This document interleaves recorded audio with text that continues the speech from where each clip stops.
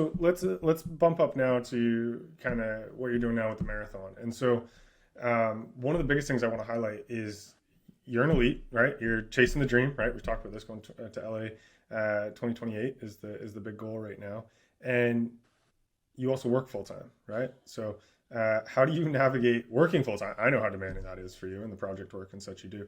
But I think at least for the last 6, 7 weeks, you've averaged over 200, 210 kilometers a week. So I don't know what that is in miles, 130 miles, give or take. How do you navigate that? Yeah, it's good. It's good question right there. uh, Yeah. yeah, so let's see. I think I made a very distinct decision like right after college where I was like, man, remote work is gold, and I kind of frame it like, hey, everyone else is commuting to work while I'm, just running around and commuting back to the same destination. So there's a bit of that. I'm super appreciative of my girlfriend Irie. I mean, like the number of times where during the week she's the one cooking dinner, and I'm like, okay, I swear I'm going to pay you back. I'm going to cook dinner on the weekend. But yeah, very, very grateful there. So I think a super understanding partner goes a long way. Yeah. The right setup and the right job also helps a lot. But I do work full time. I'm the head of go to market for an outreach agency. And yeah, I think it's, just finding an optimal system. I know that if I get over 7 hours of sleep per night, that I'm going to feel good the next day.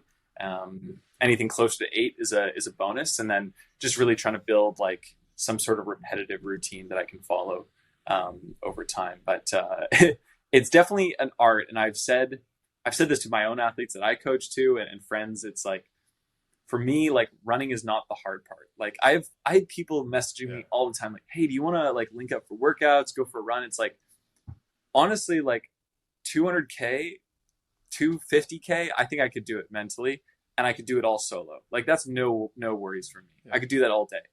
All this other life stuff and showing up for work and like like that's the hard stuff to schedule. And so Yeah. but it does give me a reprieve from thinking about running too. So it's a balance, and I think work life balance is a myth. So that's something I'm pretty firm on, but we can get as close Yeah. as we can to a good routine and a sustainable routine of work life balance too.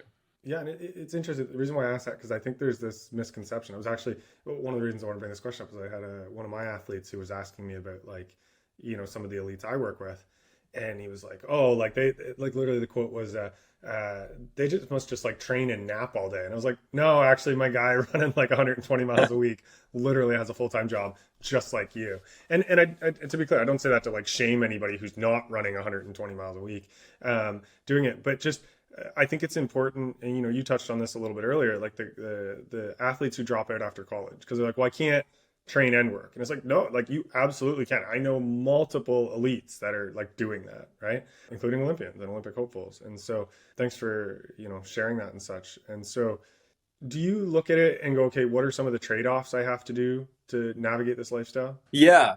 I mean, I do think I like I've optimized as much as I can towards the lifestyle. I think when I started, dating Irie, like I started to make a more of those trade offs, and that kind of brought me down to earth a little bit more, and in a really good way.